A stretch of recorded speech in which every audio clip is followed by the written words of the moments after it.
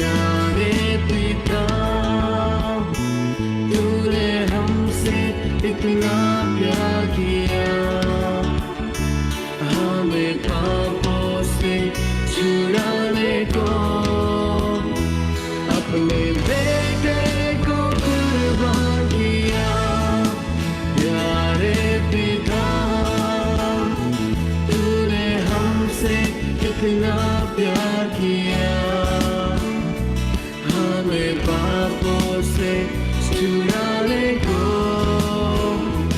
अपने बेटे को कुर्बान किया।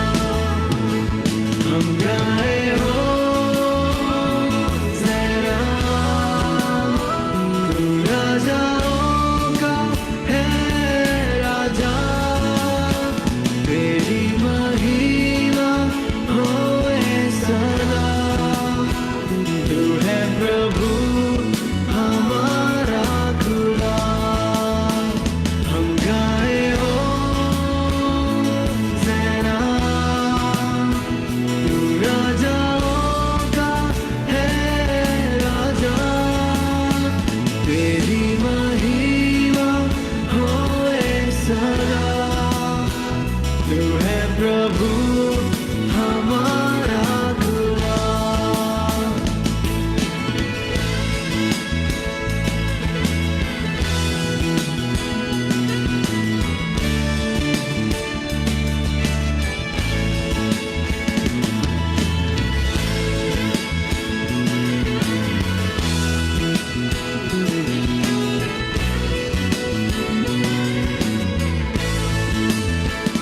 हम गाए हो ज़रा, तू राजाओं का है राजा, तेरी महिमा होए सदा। तू है प्रभु हमारा खुदा, हम गाए हो ज़रा, तू राजाओं का है राजा, तेरी महिमा होए सदा। तू है प्रभु हमारा खुदा।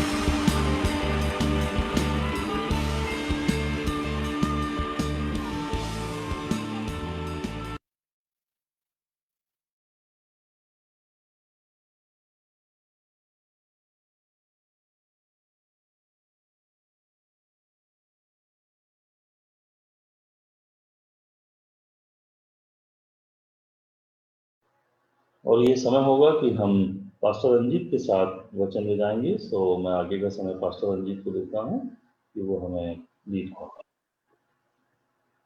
Praise the Lord, praise the Lord. परमेश्वर की पवित्र नाम की महिमा और तारीफ हो। प्रभु में आप सबको बड़ी शांति मिले।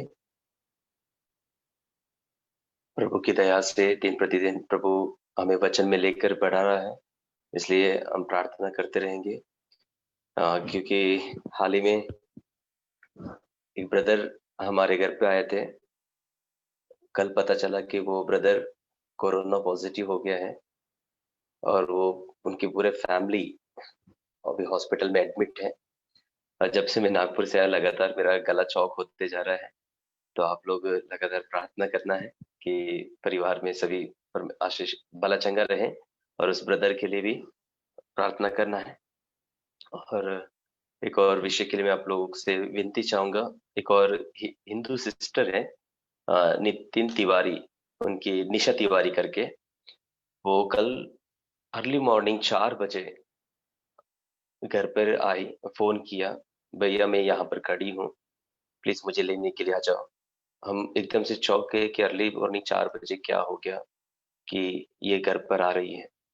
तब उन्होंने बताया कि पूरी रात वो अपने घर से बाहर किसी और के घर पे रही, क्योंकि उनके पति ने दारू पीकर उनको भयंकर मारा और उनके बच्चे को कैप्चर कर लिया और उनको घर से भगा दिया बोल के। और वो दूसरे के घर पे चिपती छिपाती हुई रात को 4 बजे हमारे घर पर आए। फिर रात को 4 बजे से लेकर शाम दोपहर तक हमारे पास रहकर फिर वो वहां से उनको समझा बुझा कर प्रार्थना करके उनको अपने घर पे भेजाया। तो उस सिस्टर के लिए प्रार्थना करेगा। ये सब कहने के पीछे इस संसार में बहुत से ऐसे लोग हैं जो प्रभु को नहीं जानते।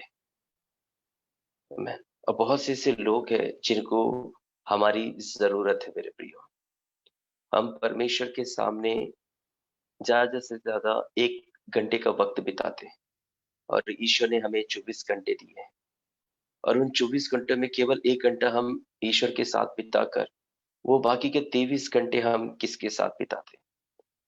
ये मायने रखता है कि वो 1 घंटे में वो क्या सीखते हैं, वो 1 घंटे में अपने जीवन में क्या निर्णयों को लेकर आते हैं। मैं आपके अड़ोस पड़ोसी के लोग आज भी प्रभु से वंचित है, प्रभु से दूर है। कई लोग आज एक दुख भरी जीवनों को जीते हैं। विश्वास वो नहीं है जो हम बैठ के करते हैं, विश्वास वो है जो हम लड़ के करते हैं। आमीन। तो अपनी प्रार्थना में ऐसे परिवारों के लिए एक बोझ रखिएगा कि परमेश्वर उनके जीवन में भी वो प्रेम लेकर आए। मैंने उनको समझाया और आखिरी में वो कह करके, ब्रदर मैं सिर्फ आपके कहने से आपके ऊपर मैं विश्वास करती हूँ, प्रभु कौन है मैं नहीं जानती, लेकिन मैं आपके ऊपर विश्वास करती हूँ। आमीन। तो हमारा विश्वास हमारे प्रभु की राज्य को बढ़ाता है। आमीन। हमारा कार्य प्रभु के राज्य को और रोशनदान कर देता है। तो परमेश्वर से यह हर वक्त ये प्रार्थना करते रहे, प्रभु कि मैं तेरे राज्य के लिए एक रोशनदान का कारण बनूं, मैं तेरे राज्य के लिए एक लोगों को लाने का एक व्यक्ति बनूं, जिससे अगर मेरे कारण किसी एक व्यक्ति का बदलाव होता है तो निश्चय उस व्यक्ति के जीवन में हमारे द्वारा परमेश्वर को महिमा मिलती है। Praise the Lord. तो उसी आधार पर मैं आप लोगों के बीच में एक वचन लेकर आना चाहूंगा। निकालिएंगे लूका रचित सुसमाचार उसके 9 अध्याय का उसके 54 आयत में 53 से लेकर आएंगे। लूका रचित सुसमाचार चैप्टर 9 वर्स 53 लिखा है, परंतु उन लोगों ने उसे उतरने ना दिया क्योंकि वह यरूशलेम जा रहा था। यह देखकर उसके चेले याकूब और यूहन्ना ने कहा, हे प्रभु, क्या तू चाहता है कि हम आज्ञा दे कि आकाश से आग गिरकर उन्हें भस्म कर दे? परंतु उसने फिर कर उन्हें डांटा और कहा, तुम नहीं जानते कि तुम किस आत्मा के हो, क्योंकि मनुष्य के पुत्र लोगों के प्राण को नाश करने नहीं वरन बचाने के लिए आया है। और वे किसी दूसरे गांव में चले गए। Praise the Lord. प्रभु के चेले और प्रभु एक गांव में उतरना चाह रहे थे, परंतु उस गांव के लोगों ने प्रभु यीशु मसीह को उतरने नहीं दिया, रहने नहीं दिया। तो उतने में उनके साथ में रहने वाला याकूब और यूहन्ना, जो प्रभु को देखकर चिन्ह चमत्कार करने का एक बड़ा अंदर ही अंदर एक जिज्ञासा पैदा हुआ और उस चिन्ह चमत्कार को और उस वरदान को वो कहां पर इस्तेमाल कर रहे थे? वहां पर जहां पर वे लोगों ने प्रभु को उतरने नहीं दिया, अर्थात प्रभु को स्वीकार नहीं किया। जो प्रभु को स्वीकार नहीं करता है, उनको यूहन्ना और याकूब मिलकर क्या करना चाह रहे थे? आकाश से आग गिराकर उनको भस्म कर दिया, भस्म करना चाह रहे थे। आमेन। तो प्रभु ने उनको डांटा। डांटा किस बात के लिए डांटा?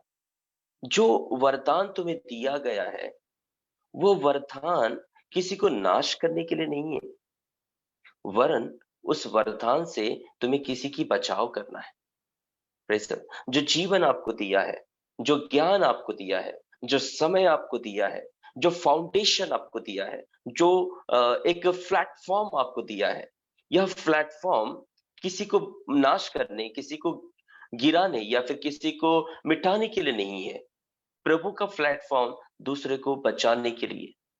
इसलिए वो कहता है कि तुम्हें जो वरदान, तुम उसे वो वरदान मत कहो, उसे तुम आत्मा कहो।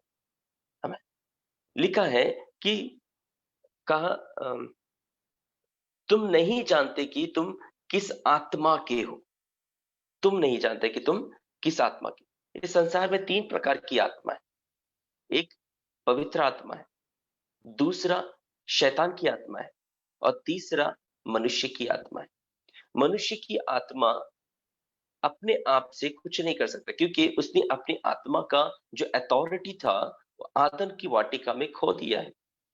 और उस समय से लेकर जब तक हम प्रभु यीशु मसीह को ग्रहण नहीं कर लेंगे, तब तक उस आत्मा के ऊपर शैतानी आत्मा का एक प्रभाव रहता है।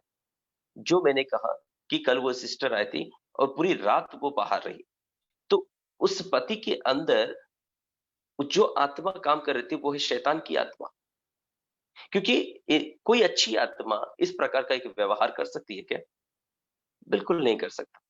तो बुरी आत्मा से अगर लड़ना है, इंसान की आत्मा में उतनी ताकत नहीं है, परंतु उस आत्मा से लड़ने के लिए परमेश्वर ने एक और आत्मा दिया है और वो है पवित्र आत्मा, जिसके विषय में प्रभु यीशु मसीह ने कहा, मैं चाहता हूं परंतु तुम्हें अकेला नहीं छोड़ूंगा, तुम्हारे लिए एक आत्मा को दूंगा।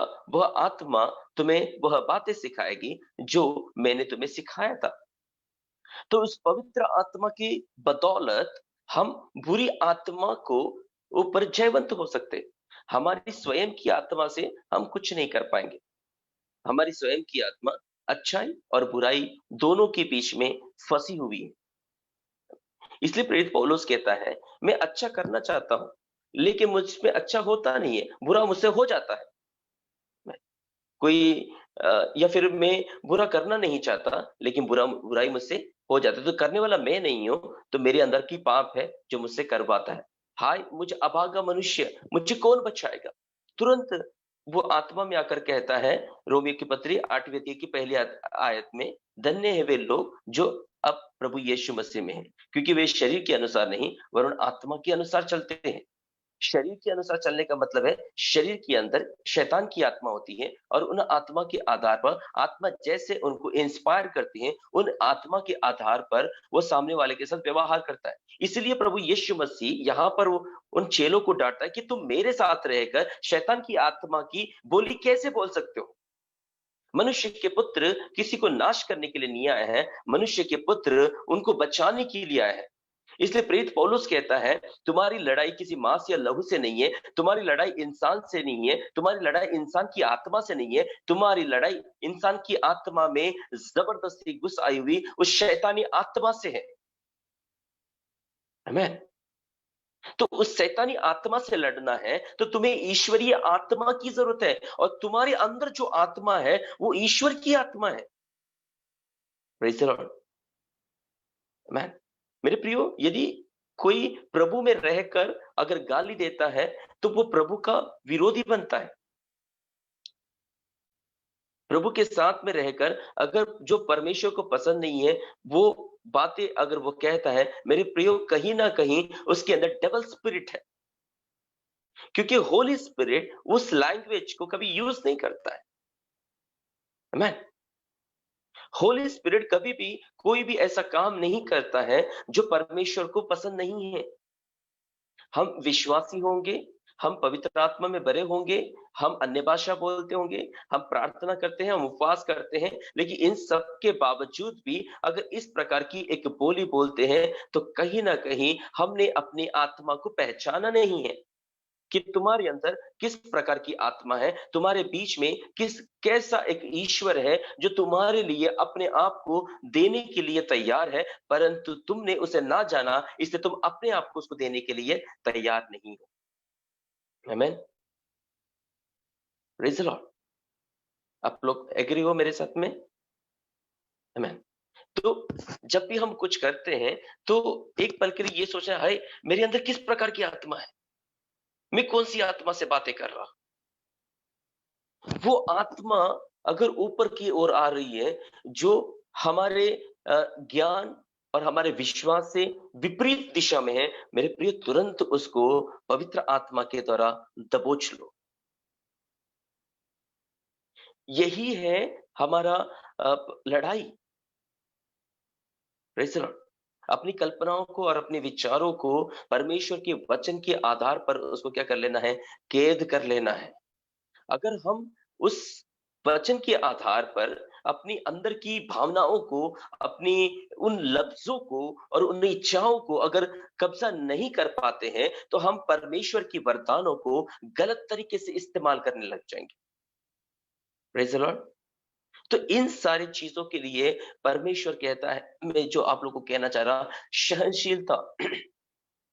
मैं एक सहनशील व्यक्ति बनना। जब तक हमारे अंदर सहने की शक्ति नहीं है, तब तक हम परमेश्वर के राज्य के लिए और प्रभु के लोगों के लिए और गैर मसीहों के लिए कभी यूजेबल नहीं हो पाएंगे। आमीन। जो वरदान दिया है वो कुछ नहीं बोल रहा है, लेकिन जिसने वरदान पाया है वो कहता है मैं स्वर्ग से आग गिरा दूंगा, क्योंकि उन्होंने एलिया को आग गिराते हुए सुना है, एलिया को आग गिराते हुए उन्होंने पढ़ा है, और उनको ये भी पता है कि जो हमारे साथ में है वो साधारण नहीं है, वो एलिया से बढ़कर है, वो हमारी बातों को सुनेगा। इसलिए वो परमेश्वर से, प्रभु से आज्ञा मांग रहा है, क्या तू चाहता है कि मैं गिरा दूं? अगर प्रभु को अगर गिराना है तो प्रभु खुद ही गिरा सकता है, प्रभु किसी दूसरे की जरूरत नहीं लेगा। सदोम और अमोरा को नाश करने के लिए यूहन्ना को वहां पर बुलाया नहीं है, यूहन्ना आजा सदोम और अमोरा में तो आग बरसा दे, किया था क्या? प्रभु को पता है कहाँ आग बरसाना है और कहाँ प्रेम बरसाना है। Praise the Lord. आमीन। ये आग और प्रेम बरसाने के लिए परमेश्वर इंसान को या फिर स्वर्गदूतों को इस्तेमाल करना, ये परमेश्वर के हाथ में है। चलो, इस सवेरे के समय पर मैं आप लोगों के लिए परमेश्वर से विनती करना चाहूंगा, आप लोग कुछ भी करने से पहले आप अपने अंदर की आत्मा को एक बार पहचान लो और उस आत्मा के द्वारा परमेश्वर से पूछो, प्रभु यहाँ आग बरसाना है या फिर यहाँ पर प्रेम बरसाना है। Praise the Lord। हमारे शत्रु बहुत होंगे, हमारे मित्र भी बहुत होंगे, और जरूरी नहीं है कि मित्र के ऊपर प्रेम बरसाए और जरूरी नहीं है कि शत्रु के ऊपर आग बरसाए। Praise the Lord। ये आप जब तक प्रभु में नहीं थे तब तक आप शैतान के हाथ में थे, और शैतान जैसे बोलते थे वैसे हम करते थे, परंतु अब हम परमेश्वर के हाथों में हैं, इसलिए परमेश्वर की आत्मा को परमेश्वर की ही इच्छा के आधार पर उसे इस्तेमाल करना है। Praise the Lord. हालेलुया। तो भविष्य में कुछ बड़ा करना है तो सहनशीलता बनना बहुत जरूरी है। सहनशीलता, क्योंकि इसी से मिलने वाली मुख्य 3 अवसर को हम समझ पाएंगे। इससे मिलने वाले मुख्य 3 अवसर को अगर हमने अपनी आत्मा को पहचान लिया कि इस आत्मा के अंदर किस प्रकार का एक वरदान है और उस वरदान को किस तरह से यूज करना है। मेरे प्रियो, मैं विश्वास करता हूं कि यूहन्ना, प्रेरित यूहन्ना इस बात को समझ गया, इसलिए यही प्रेरित यूहन्ना वो जब हम पहले यूहन्ना, दूसरा यूहन्ना, तीसरे यूहन्ने में जाते हैं और प्रकाशित वाक्य में जाते हैं और यूहन्ना रचित सुसमाचार में जाते हैं, वहां पर वो अपने प्रेम को प्रकट करता है। उस यूहन्ना को प्रेमी यूहन्ना कहा गया। ये प्रभु की ये डांट ने उसके अंदर की आत्मा को और उस वरदान को झिंझोड़ के रखा है। हाय, मैं किस प्रकार से अपनी आत्मा का यूज कर रहा था, मैं किस प्रकार से अपनी आत्मा को लोगों के सामने मोटिवेट कर रहा था या फिर प्रेजेंट कर रहा था कि मैं सेवकाई कर रहा हूं या फिर मैं लोगों को बर्बाद कर रहा हूं। आमेन, प्रेज द लॉर्ड। तो यूहन्ना आगे आने वाले दिनों में प्रेमी बन गया है। अगर हम अपने अंदर की आत्मा को पहचान लेंगे तो ये अंदर की आत्मा हमें 3 अवसर देगा अपने आप को समझने के लिए। सबसे पहला अवसर ये बताता है कि हम एक अच्छे इंसान बन सकते हैं। आमीन। मेरे प्रियो, विश्वासी बाद में बनो, चेले बाद में बनो। परमेश्वर ने हमें इंसान बनाकर इस पृथ्वी पर भेजा है। इंसान की नतनोल में जीवन का श्वास फूका है। जानवर की नतनोल में जीवन का श्वास नहीं फूका, उनमें केवल जान है लेकिन जीवन का श्वास नहीं है। आमीन। हाँ, जीवन का श्वास का मतलब क्या है? तुम यहां पर भी रहने वाले हो और तुम वहां पर भी रहने वाले हो, लेकिन जानवर सिर्फ यहीं पर रहेगा। समझ में ये बात है? और हमारा किया हुआ काम यहां पर भी रहेगा और वहां पर भी रहेगा। और ये जो आत्मा हमारे अंदर जो दिया गया है, तो सबसे पहले परमेश्वर हमें इंसान बनने के लिए कहता है। तो तुम सबसे, अगर तुम्हारे अंदर सहनशीलता की आत्मा है, तुम सबसे पहले एक अच्छे इंसान बनोगे।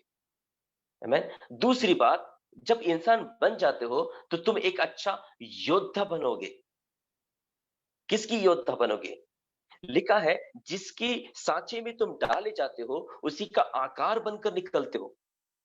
आमीन।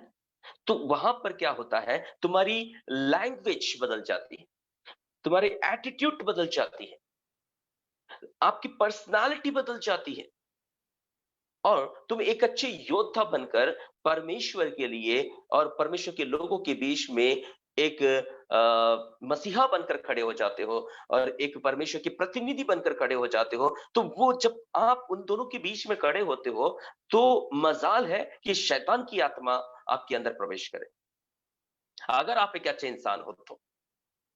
आमीन। लेकिन एक बुरा इंसान हो तो परमेश्वर और परमेश्वर के लोगों के बीच में शैतान की आत्मा प्रवेश करता है और शैतान की आत्मा जैसा कहता है वैसा लोगों के साथ व्यवहार करता है। Praise the Lord. मैं कहता हूं कि विश्वासी बाद में बनो, इंसान पहले बनो। सबसे बड़ा धर्म इंसानी धर्म है। आमीन। और इंसानी धर्म तब तक वो अपनी इंसानियत को प्रकट नहीं कर सकता जब तक कि वो उसके अंदर सहनशीलता नहीं है। क्योंकि जरूरी नहीं है कि देखो यहां पर लिखा है कि उन्होंने प्रभु को अपने पास आने नहीं दिया। तो जरूरी है, ये हो सकता है कि ईश्वर हमें भी कई लोग हमें भी स्वीकार नहीं करेंगे, लेकिन उस समय पर हमें बड़ा गुस्सा आ जाता है, अरे इसने मुझे स्वीकार नहीं किया, मैं तुम्हें श्राप दे दूंगा, तुम बर्बाद हो जाओगे, तुम ये हो जाओगे, तुम वो हो जाओगे। ये गलत एटीट्यूड है। आमीन। ईश्वर की आत्मा इस तरह का व्यवहार बिल्कुल नहीं करता मेरे प्रियो। कोई आपको ग्रहण नहीं करता है, कोई आपको ग्रहण करता है वो उसके अंदर की आत्मा के आधार पर है। आमीन। सामने वाले, परंतु तुम्हारी अंदर कौन सी आत्मा है? Praise the Lord. हेलो। आमीन। सामने वाले के अंदर की आत्मा आपने पहचान लिया, ये विरोध की आत्मा है ना? या फिर ये ग्रहण करने वाली आत्मा है, अप्रिशिएट करने वाली आत्मा है, डिमोट करने वाली आत्मा है, भटकाने वाली आत्मा है। बहुत बहुत यहाँ पर ये आत्मा है, वो आत्मा है, फलाना आत्मा, ठिकाना आत्मा, सब आत्मा है, लेकिन तुम्हारे अंदर कौन सी आत्मा है? आमीन। दूसरे को जज करने से पहले स्वयं के अंदर जज कर लो कि मेरी अंदर आत्मा कौन सी है। अगर आप विरोध कर रहे तो आप ही के अंदर एक विरोध की आत्मा है। आमीन। अगर आप उसको लाइटली पोलाइटली ले रहे हो तो आपके अंदर एक अच्छी आत्मा है। जो आत्मा परमेश्वर ने आपको आदम की वाटिका में दिया था, निष्पाप युग में दिया था। आमीन। और उसी आत्मा के बदौलत मेरे प्रियो इस वर्तमान की दुनिया में, वर्तमान के समय पर हम अपने आप को प्रेजेंट कर सकते हैं। Praise the Lord. तो एक अच्छी इंसान बनने के बाद दूसरा प्रोसीजर होता है, हम एक अच्छे योद्धा बन जाते हैं और योद्धा उसके काम आते हैं जिसके साथ वो रहता है। मैं अगर हम ईश्वर के साथ रहते हैं तो ईश्वर के काम आएंगे, शैतान के साथ रहते हैं तो शैतान का काम आएंगे, इंसान के साथ रहते हैं तो इंसान के काम आएंगे। योद्धा काम आता है। Praise the Lord. तीसरा, एक अच्छे योद्धा बनने के बाद वो एक अच्छा पदाधिकारी बनता है, पदधारी बनता है, अर्थात मतलब उसको एक अच्छा पद मिलता है और वो अपने पद का, अपनी गरिमा का सही इस्तेमाल करता है। Praise the Lord. तो सहनशीलता की आत्मा में 3 बातें हैं, एक अच्छा इंसान है, एक अच्छा योद्धा है और एक अच्छा पदाधिकारी है। Praise God. तो परमेश्वर ये 3 क्वालिटी हमारे अंदर भी देखना चाहता है। आमेन। कि आप लोग या हम उस 3 अनुभवों को पाना चाहते हैं या फिर वो 3 आत्मा का रूप को हम अपने अंदर देखना चाहते हैं। Praise the Lord. अगर हम देखना चाहते हैं तो हमसे पहले परमेश्वर देखना चाहता है। तो कुछ है जो यहाँ पर बाइबल हमें सिखाती है। यहाँ पर यहोशू नाम का एक व्यक्ति है। यहोशू में ये 3 गुण पाए जाते थे जो आज हमारे कमी को प्रकट करता है। Praise God. तो हम निकालेंगे यूहन्ना रचित सुसमाचार उसके 8वां अध्याय 31वीं आयत में, यूहन्ना 8 का 31।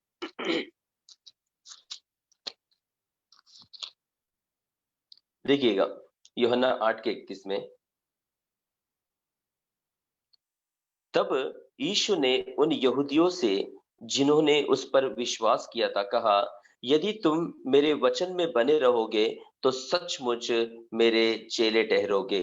यदि तुम मेरे वचन में बने रहोगे तो सचमुच मेरे चेले ठहरोगे। मेरे प्रियो, सहनशीलता से विश्वास की सच्चाई प्रकट होती है। इसका सहनशीलता से विश्वास की सच्चाई प्रकट होती है और इसी से आत्मिक परिपक्वता का बढ़ोतरी भी होती है। एक, विश्वास की सच्चाई प्रकट होती है और दूसरा, आत्मिकता की परिपक्वता में। ये 2 बातें इस एक आयत के आधार पर यहां पर प्रदर्शित होता है। विश्वास की सच्चाई, हम विश्वास करते हैं। क्या विश्वास करते हैं? कि यीशु मानव जाति के लिए इस पृथ्वी पर आया। तो उस मानव जाति में केवल मैं ही नहीं हूं जो उद्धार पाकर यहां पर बैठा हूं, वे भी है जो अब भी उद्धार नहीं पाए हैं। तो जिस तरह से परमेश्वर ने मुझ पर रहम किया, मुझ पर अपनी भलाई को बरसाया, हम सभी प्रभु की प्रार्थना करते हैं। उस प्रार्थना में प्रभु ने हमें क्या सिखाया? मत्ती रचित सुसमाचार उसके 9वें अध्याय की 6वीं आयत से लेकर 13वीं आयत तक के इस तरह से लिखा है, जैसे मैंने अपने अपराधियों को क्षमा किया वैसे ही तू भी मेरे अपराधों को क्षमा कर। इस तरह से परमेश्वर ने प्रार्थना करने के लिए सिखाया। तो वो प्रार्थना, जो क्षमा की भावना आती है, वो तब आती है जब हमारे अंदर सामने वाले की प्रति जो व्यवहार करते हैं उसको सहने की शक्ति जब मिलती है हमें। प्रभु यीशु मसीह को कालवारी क्रूस पर, प्रभु यीशु मसीह पर पड़ी हुई तमाम प्रताड़नाओं को उस सहने की एक ताकत प्रभु के अंदर थी। मेरे प्रियो, मारने से बढ़कर मार खाने वाला बड़ा ताकतवर होता है। आमीन। सताने वाले से बढ़कर सताव को सहने वाला एक बहुत बड़ा साहसी होता है। और लेकिन वो सताव भी किस तरह का है? देखिएगा, पहला पत्रस में लिखा है कि यदि हम गलती कर कर अपने आप को नम्र बनाए तो इसमें कोई बड़ी बात नहीं है, परंतु बिना गलती किए अपने आप को उस प्रताड़ना के लिए अगर हम सहते हैं तो इसमें परमेश्वर की महिमा होती है। आमीन। आप लोग मेरे साथ हो? Praise the Lord. परमेश्वर इस बॉन्डिंग के समय में कहता है कि तुम पहले एक अच्छा इंसान बनकर दिखाओ, एक अच्छा इंसान। और वो अच्छा इंसान परमेश्वर के लिए, परमेश्वर के राज्य के लिए, परमेश्वर के लोगों के लिए और यहां तक कि स्वयं के लिए भी एक नमूना बन जाता है, जो प्रभु यीशु मसीह ने हमारे बीच में प्रकट किया। प्रभु यीशु मसीह ने केवल जरूरतमंदों के बीच में ही अपनी शक्ति का यूज किया। किसके लिए? जो अंधे थे, जो बहरे थे, जो गूंगे थे, जो चल नहीं सकते थे, जो बिस्तर में लेटे हुए थे, उन्हीं लोगों के लिए परमेश्वर ने अपनी शक्ति का इस्तेमाल किया है। इसके अलावा परमेश्वर ने किसी बात के लिए अपनी शक्ति का उपयोग नहीं किया। क्योंकि सदुकी फरीसी आए प्रभु के पास और कहा, यदि तुम सच में परमेश्वर का पुत्र हो तो हमें आकाश में कुछ चिन्ह दिखा। तो प्रभु यीशु मसीह ने कहा मुझे जरूरत नहीं है, तुम्हारे लिए योना का चिन्ह छोड़कर और कोई चिन्ह ना प्रकट होगा। योना का चिन्ह क्या है? 3 दिन तक मछली के पेट में रहा, अर्थात प्रभु यीशु मसीह मरकर तीसरे दिन जी उठने वाला, उस चिन्ह को छोड़कर मैं तुम्हारे लिए और कोई चिन्ह नहीं दिखाना चाहूंगा। प्रभु ने अपनी शक्ति को दूसरों को बचाने के लिए, दूसरों को संभलने के लिए, दूसरों को खड़ा करने के लिए इस्तेमाल किया, ना कि खड़े हुए लोगों को गिराने के लिए। आमीन। और ये सब कुछ प्रभु के अंदर की उस सहन शक्ति की आत्मा के द्वारा ही वो संभव हुआ है। क्योंकि अगर एक पक्ष में रहता है तो 10 विरोध में रहता है। तो एक पक्ष को बचाना है तो 10 विरोध को सहना होगा मेरे प्रियो। Praise the Lord. आमीन। तब जाकर लिखा है कि सहनशीलता से तुम अपने विश्वास की सच्चाई को प्रकट करते हो। विश्वास की सच्चाई, हाँ, सच में तुम विश्वास करते हो कि यीशु ही प्रभु है, और वो ईश्वर होने के बावजूद मनुष्य के बीच में आया, मनुष्य की सारी प्रताड़नाओं को सहा और हमारे लिए उद्धारकर्ता बनकर इस पृथ्वी से ऊपर की ओर उठा लिया गया और परमेश्वर के बीच में रहकर हमारे लिए आज भी मध्यस्थ करता है। आमीन। Praise the Lord. हालेलुया। यदि किसी घर में एक ही बहन या फिर एक भाई केवल विश्वास में आता है, बाकी लोग कोई विश्वास में नहीं आते हैं, तो उस एक भाई और एक बहन के माध्यम से उस परिवार में या तो शांति आएगा या तो कलह आएगा। क्यों पता है? क्योंकि आप जो चर्च में जाकर आते हो, वचन को सुनकर आते हो, उसी वचन के आधार पर जो व्यवहार करते हो, उस व्यवहार के आधार पर आपके परिवार के लोग देखते हैं कि इसमें बदलाव है या फिर इसमें और ज्यादा बिगड़ चुकी है। आमीन। Praise the Lord. कई बार आपको कहेंगे तुम्हारा तो प्रार्थना तो खत्म ही नहीं होता है, जब देखो तो प्रार्थना करते रहते हैं। तो ये सामने वाला क्या कर रहा है? एक विरोध की एक तीर को चला रहा है, विरोध का तीर चला रहा है। इस विरोध की तीर को चलाते समय अगर आपके यहां से भी एक विरोध का प्रतिक्रिया उसके सामने लगा, तो दोनों आपस में जब घर्षण होते हैं तो उसमें कलह पैदा होता है। तो ये व्यक्ति सोचता है कि मैंने तो इसको उकसाया, लेकिन ये कैसे मुझ पर मतलब हावी हो गई। आमीन। अगर इसके अंदर अच्छी आत्मा है तो मेरे उकसाना इसको फर्क नहीं पड़ना चाहिए, लेकिन आज इसको फर्क पड़ रहा है, तो इसका मतलब है ये जहां जा रही है वहां पर इसका भी कोई बदलाव नहीं हो रहा है। तो यहां पर हम उस व्यक्ति के लिए जो विश्वास नहीं किया है, परमेश्वर के प्रति उसे एक ठोकर का कारण बना के रख देता है। हेलो, समझ में आ रहे ना? मैं आप यहां से जो सीख के जा रहे हो, उस सीख का एक एग्जाम तुरंत में आपके घर पे हो जाता है कि आपके अंदर बदलाव है या नहीं, आप एक अच्छे इंसान बने हो या नहीं। आप क्रिश्चियन बाद में बनो, विश्वासी बाद में बनो, चेले बाद में बनो, परंतु एक इंसान किसके लिए? अपने ही खुद के घर के लिए एक अच्छे इंसान बन जाओ। आमीन। इसलिए प्रभु यीशु मसीह ने कहा, जब पवित्र आत्मा तुम पर उतर आएगा तो सबसे पहले यरूशलेम में गवाही होगी। आमीन। अगर यरूशलेम में गवाही नहीं है तो सामरिया में गवाही नहीं होने वाली है, यहूदा में गवाही नहीं होने वाली है, पृथ्वी की छोर में गवाही नहीं होने वाली मेरे प्रियो। Praise the Lord. तो परमेश्वर का वचन कहता है, यदि तुम मेरे वचन में बने रहोगे, मेरा वचन तुम्हें सहन करने की शक्ति देता है। आज कितने लोगों के अंदर सहन करने की शक्ति है? आमीन। है किसी के अंदर? Praise the Lord. अगर नहीं है, सुने हुए वचन के आधार पर प्रभु से कहना, प्रभु मुझे सहन करने की शक्ति। जहां विरोध करना है, प्रभु ने कहा जब तुम अधिकारियों के सामने खड़े रहोगे या फिर किसी व्यक्ति के सामने खड़े रहोगे, वहां पर तुम्हें क्या बोलना है उस बात की चिंता मत करो। उसी समय पर पवित्र आत्मा तुम्हारे भीतर में वो शब्दों को दे देगा और कहेगा कि तुम्हें यह बोलना है। आमीन। अगर हम परमेश्वर की आत्मा का या फिर परमेश्वर की प्रेरणा का वहां पर हम इंतजार नहीं करते, तो समझा हमारे अंदर सहन शक्ति नहीं है। तो वहां पर हम क्या यूज करते हैं? वहां पर हम अपनी धार्मिकता को यूज करते हैं, हम अपने विश्वास की ढोंग को यूज करते हैं। क्योंकि लिखा है सहनशीलता से ही विश्वास की सच्चाई प्रकट होती है, और जहां सहनशीलता नहीं है वहां पर विश्वास भी नहीं है मेरे प्रियो। Praise the Lord. देखिए प्रेरितों के काम 14 अध्याय, प्रेरितों के काम 14 अध्याय और उसकी 22वीं आयत में,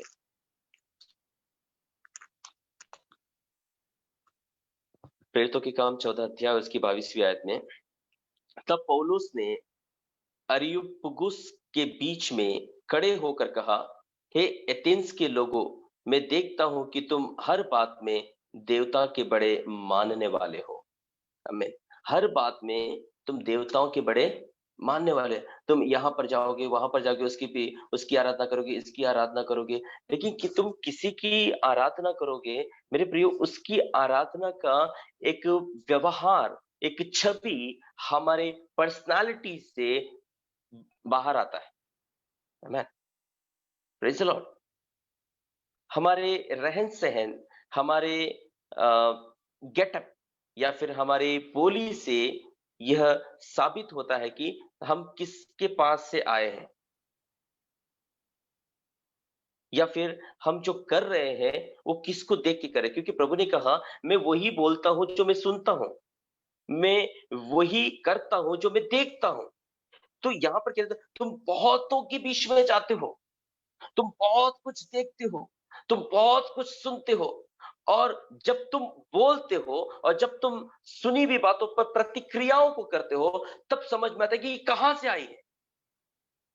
इसलिए कई बार घर में प्रार्थना घर में कुछ कला होती है तो पति अपनी पत्नी को अपनी माँ के घर से सीख कर आई है क्या? तुम्हारी माँ ने यही सिखाया क्या? तुम्हारे परिवार ने यही सिखाया क्या?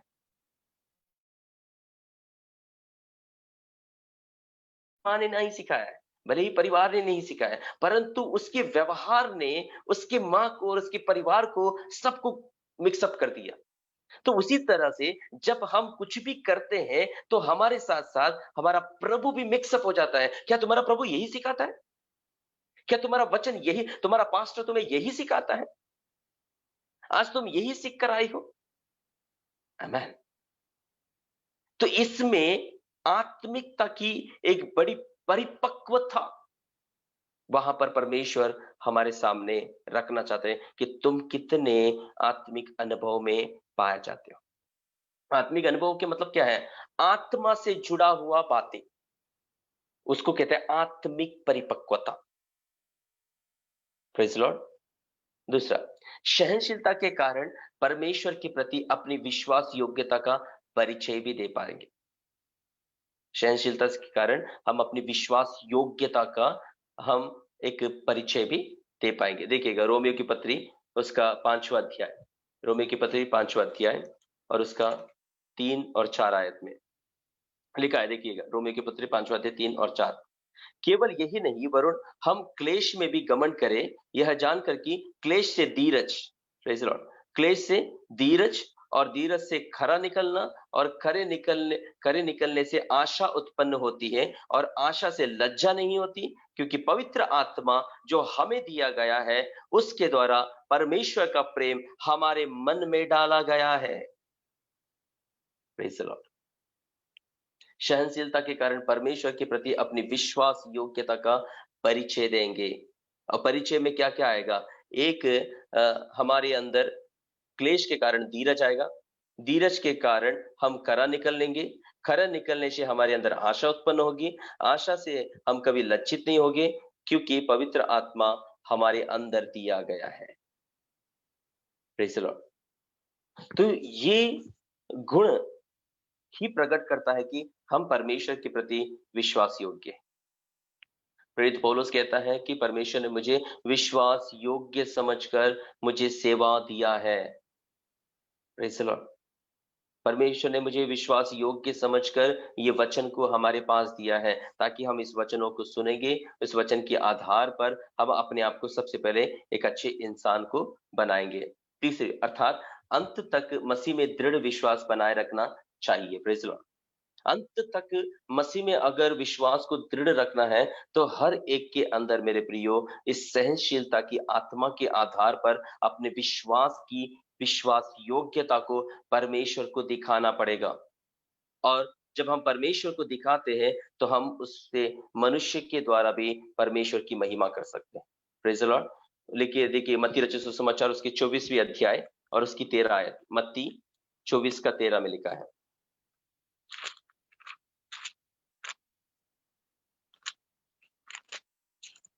मत्ती 24 का 13, परंतु जो अंत तक धीरज धरे रहेगा उसी का उद्धार होगा। परंतु जो अंत तक धीरज धरे रहेगा उसी का उद्धार होगा। आमीन। हेलो। आमीन।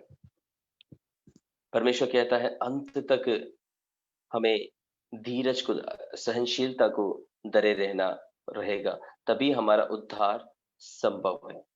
क्योंकि इस उद्धार को छीनने के लिए इस संसार में एक बुरी आत्मा है। वो बुरी आत्मा हर पल हर घड़ी हमें उकसाते ही रहता है, और उस उकसाने से ही हमारे विश्वास की बढ़ोतरी भी होगी और उस विश्वास की घटोतरी भी होगी।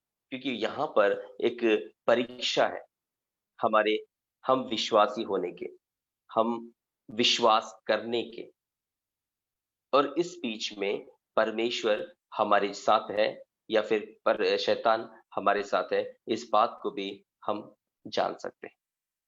Praise the Lord. यहोशू जो एक अच्छा व्यक्ति था और साथ में एक अच्छा योद्धा भी बना और साथ में एक अच्छा पद भी उसको प्राप्त हुआ।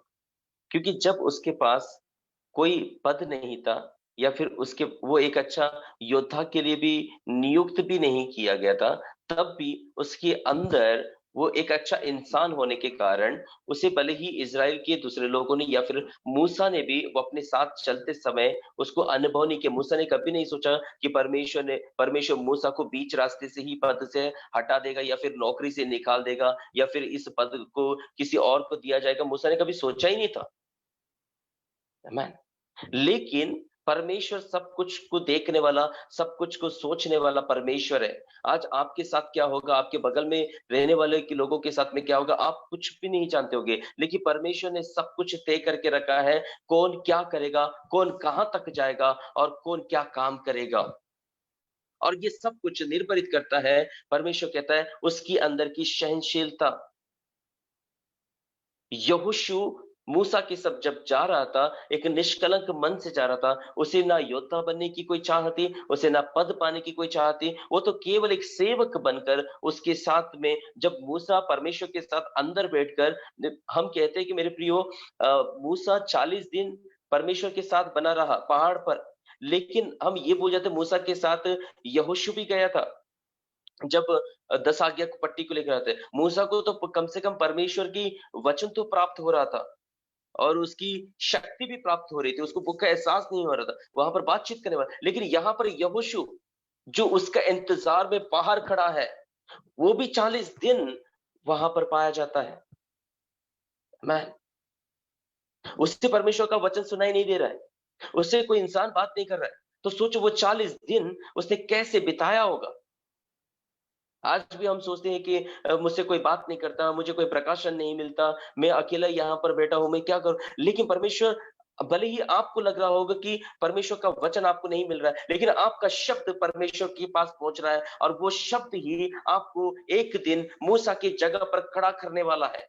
मूसा अधूरी तक लेके जाने वाला है, इंटरवल तक लेके जाने वाला है, लेकिन इंटरवल के बाद एंडिंग क्लाइमेक्स में तुम ही लेके जाओगे, जहां 40 दिन तुम किसी की आवाज नहीं सुने, 40 दिन कुछ तुमने खाया नहीं, कुछ तुमने देखा नहीं, वही 40 दिन तुम्हारे लिए 20 वर्ष के बीतने पर तुम्हारे लिए एक बहुत बड़ा वचन तुम्हारे कानों में गूंजने वाला है, एक बहुत बड़ा कार्य तुम्हारे आंखों में आने वाला है, और एक बहुत बड़ी भीड़ तुम्हारे साथ चलने वाली है। यहोशू, आमीन। क्योंकि तुम्हारे अंदर 40 दिन की जो सहनशीलता के साथ तुमने उस दिन को काटा है, वही 40 दिन की सहनशीलता तुम्हें एक अच्छा इंसान बनाता है, तुम्हें एक अच्छा योद्धा बनाता है, और तुम्हें एक अच्छे पद में खड़ा कर देता है। आमीन। Praise the Lord. क्या आप लोग इस बात पर विश्वास करके आमीन बोलोगे? आमीन। Hello. Praise the Lord.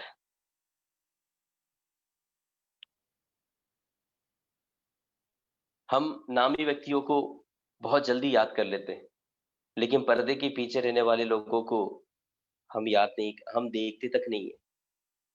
Bible में ऐसे बहुत से लोग हैं जो पर्दे के पीछे रहकर बहुत अद्भुत अद्भुत काम कर चुके हैं मेरे प्रिय। हम हर समय पर्दे के सामने आना चाहते हैं और पर्दे के सामने रहने वाले को ही देखना चाहते हैं, बेनी हिन को देखना चाहते, जॉयस मेयर को देखना चाहते हैं, लेकिन उस पर्दे के पीछे जो खड़े हैं ना, वो ही पर्दे के सामने खड़े रहने वाले ये लोगों की सक्सेस है। पर्दे के सामने अगर हम रहते हैं, पूरी दुनिया हमें देखता है, लेकिन अगर पर्दे के पीछे रहते हैं तो केवल ईश्वर हमें देखता है। इसलिए ईश्वर ने कहा, परमेश्वर के हाथों में बने रहो, वो उचित समय पर तुम्हें खड़ा करेगा। Praise the Lord. तो इन वचनों के द्वारा आज हम चाहे पर्दे के सामने हो या पर्दे के पीछे हो, चाहे लोग हमें देखे या ना देखे, लेकिन हमारा जो विश्वास है, हमारी जो अंदर की धीरज है, ये सहनशीलता है, यह कहना है ईश्वर मुझे देखता है। यूसुफ ने यही कहा पोतीफर की पत्नी से, कोई देखे या ना देखे, लेकिन ईश्वर मुझे देखता है। कोई समझे या ना समझे, परंतु ईश्वर मुझे समझता है। कोई मुझे कार्य के लिए बुलाए या ना बुलाए, परंतु मैं धीरज धरते रहूंगा, मुझे एक दिन परमेश्वर अपने काम के लिए बुलाएगा। मैं यहोशू ने भी इस बात को कभी सोचा नहीं होगा क्या मैं इजराइल को अगवा बनूंगा, लेकिन परमेश्वर ने तय कर लिया, यहोशू तूने जो 40 दिन सहनशीलता के साथ मेरे साथ वक्त बिताया है, ये मैं इसको जाया नहीं जाने दूंगा। ये पेंडेमिक के समय में जितने लोगों ने वो बंद कमरे में या पर्दे के पीछे रहकर परमेश्वर के लिए धीरजवंत होकर सहनशीलता से अपनी इंसानियत को, अपने विश्वास को और अपने पद की गरिमा को संभाल के रखा है, आज उसे कोई देखे या ना देखे, सुने या ना सुने, लेकिन एक दिन ऐसा आने वाला है, सूर्य के ढलने से पहले यह परमेश्वर की आत्मा से होकर कहता हूं, एक दिन ऐसा आने वाला है कि वही बहुत से लोगों के बीच में परमेश्वर उसको खड़ा कर देगा। आमीन। खड़ा होना हमारे लिए मुख्य नहीं है, परंतु जिस उद्देश्य के लिए खड़ा करते हैं उस उद्देश्य को पूरा करना हमारे लिए मुख्यता है। आमीन। मूसा को खड़ा किया लेकिन उद्देश्य को पूरा नहीं किया, परंतु यहोशू को खड़ा करते ही उसने उद्देश्य को पूरा किया। क्या था उद्देश्य? परमेश्वर के लोगों को वायदे के देश में पहुंचाना और उन्हें वहां पर बसाना। प्रभु यीशु मसीह का यही उद्देश्य है, इस वचनों को सुनने वाले लोगों के ऊपर, प्रभु पर विश्वास करने वाले लोगों के ऊपर प्रभु का उद्देश्य है हम सबको स्वर्ग के स्थान में पहुंचाना और वहां पर वहां का रहवासी बनाना। इस उद्देश्य के लिए प्रभु आया, प्रभु खड़ा रहा, प्रभु के जाने के बाद चेलों को खड़ा किया और चेले के जाने के बाद आज हम खड़े हैं। आमीन। आने वाले दिनों में आप में से कोई एक या फिर हमारे पीढ़ियों में से कोई एक खड़ा हो जाएगा। उद्देश्य क्या है? उसे राज्य में प्रवेश करना और वहां का नागरिकता को प्राप्त कर लेना। और ये तब तक नहीं होगा, लिखा है, परंतु जो अंत तक धीरज धरे रहेगा उसी का ही उद्धार होगा। आमीन। जो अंत तक, अंत क्या है? जब तक इस नतनोल से जो श्वास फूका गया था वो वापस परमेश्वर के पास ना चला जाए, तब तक अंत नहीं है। और जिस दिन निकल गया वो अंतिम समय। आमीन। तो अपने नतनोल में रहने वाले उस श्वास का कीमत को जानना है, उद्देश्य को जानना है और उसकी पर्सनालिटी को जानना है, तब जाकर परमेश्वर कहता है तुमने अपनी सहनशीलता से अपने विश्वास की परिचय दिया है। कितने लोग आज विश्वास की परिचय देंगे? मैं ये नहीं कहूंगा कि आप चमत्कार करो या किसी मुर्दे को झिलाओ या किसी के लिए प्रार्थना करके उनको चंगाई करो, नहीं। धीरज धरकर परमेश्वर के सामने उस आने वाले देश के लिए अपने आप को तैयार करो। एक अच्छा इंसान बनकर, एक अच्छा योद्धा बनकर और एक अच्छे पद को पाने लायक अपने आप को गुणवंत करो। आमीन। आइए हम इस वचन के आधार पर अपने आप को समर्पित करें, प्रार्थना करेंगे। स्वर्ग में विराजित मेरे पिता परमेश्वर, जो सबों के मनों के भीतर में झांकता है और देखता है कि कौन किस आत्मा में चलता है, कौन किस आत्मा में बोलता है और कौन किस आत्मा के आधार पर अपने कार्य को प्रकट करता है।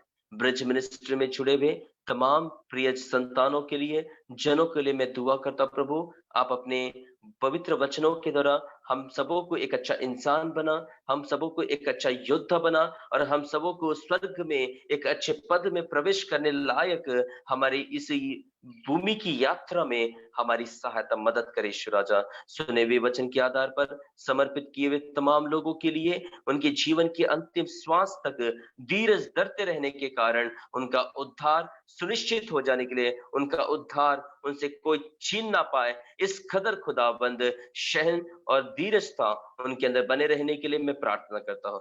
छोटे से लेकर बड़ों तक सबों के ऊपर आत्मा की पहचान होने के लिए, स्वयं की आत्मा को पहचानने की बुद्धि देने के लिए और उससे परमेश्वर के राज्य में इस्तेमाल करने के लिए सहायता मदद कर। आपने कृपा किया, धन्यवाद, महिमा जलाल गौरव आपको देते हैं, यीशु नासरी के नाम से मानते इसे सुंदर कबूल कर पिताजी, आमीन। प्रभु आप सबों के इस वचनों के द्वारा शांति दे। थैंक यू पास्टर साहब, मैं धन्यवाद देता हूँ अच्छे इतने पावरफुल और आत्मिक वचनों के लिए जो आपने हमारे बीच में आज दिया। और मैं आशा करता हूँ कि जितने लोग जुड़े हैं जरूर इन वचनों के द्वारा वो आशीषित हुए होंगे। और मैंने हालांकि पास्टर साहब से रिक्वेस्ट किया है कि कल सुबह का भी आप सेशन लें, लेकिन वो अगुवाई करेगा आप। ब्रदर असल में क्या है कि आज मीटिंग के बाद मैं हरदा जा रहा हूँ, वहां पर मीटिंग है। कल वहां उनके घर में बहुत से लोग हैं और उनका घर भी थोड़ा छोटा है, तो अच्छा, डिस्टर्ब, सवेरे 5:30 बजे वो सब लोग सोए रहेंगे तो डिस्टर्ब हो जाएगा। घर पे रहता तो कर सकता हूँ, ठीक है मैं ठीक कोशिश है। करूंगा, अगर होगा तो मैं करूंगा, तो इसलिए। नहीं नहीं, कोई दिक्कत नहीं, कोई दिक्कत नहीं। और इसी प्रकार शाम की आराधना जो है हमारी आज 8 बजे से है। हमारे साथ पास्टर स्वप्निल लाल जो रायपुर से हैं वो जुड़ने वाले हैं। तो आप लोग सब लोग इस मीटिंग में जरूर जुड़ें। ये भी परमेश्वर के बहुत अभिषिक्त दास हैं, तो आप सब लोग आप जुड़ सकते हैं ठीक 8 बजे। और समय का ख्याल रखते हुए आप जरूर जुड़े। और इसी प्रकार से सारी बातों के लिए हम धन्यवाद देते हैं परमेश्वर का कि हम लोग बीते दिनों में हम ऑब्जर्व कर रहे हैं कि हम लोग अपनी आत्मिक उन्नति कर रहे हैं और बहुत से अलग अलग जगहों से पासवान हमारे साथ जुड़ते हैं। तो हम सब के लिए एक दूसरे के लिए प्रार्थना भी करें। और अगर किसी को प्रार्थना करवाना है, कोई ऐसी प्रेयर रिक्वेस्ट होती है, तो मेरा फ्लायर में नंबर दिया हुआ है 9405057960। तो आप मुझे व्हाट्सअप कर सकते हैं। और अगर वो गुप्त की प्रार्थना है तो हम सीधे जिससे हम लोग खुद भी करते हैं और अपने अलग अलग जो पासवान हमारे साथ जुड़ते हैं हम सबको भेजते हैं। तो आप सबका स्वागत है उस चीज़ के लिए भी। और सारी बातों के लिए एक बार फिर से मैं धन्यवाद करते हुए आज की आराधना को हम यहीं समाप्त करते हैं। और शाम को 8 बजे हम फिर सबसे आप लोग से सब मिलने पाएंगे वर्चुअल के माध्यम से। एक बार फिर से धन्यवाद। Thank you so much. Have a good day.